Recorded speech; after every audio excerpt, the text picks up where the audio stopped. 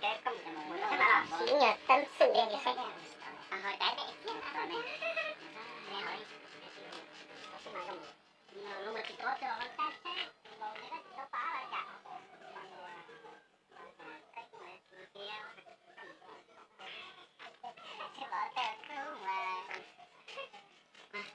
Tanya Facebook của tao không phải chiều.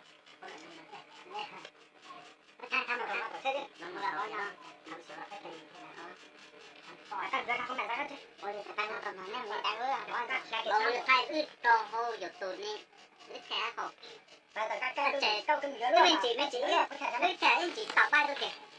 Không nhớ đâu lắm à. Nhắc thêm mà. Ồ, hay. Sao là? Tôi không mà Phương. Cái bộ à? Mình đã có chân mà. Đi, còn một chục lít cho mấy. Ủa kìa, con này kìa cháu. Nè, thử là thấy nó phở nè. Thử nó phở, nó phở này cũng là đó, cô này.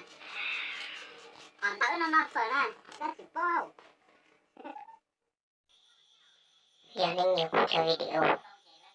Chỉ là nhiều lúc đăng ký. Này thì lấy thông. Sai. Thôi ra của cô mua chia. Ở chân đó nè. Nhớ giống này à.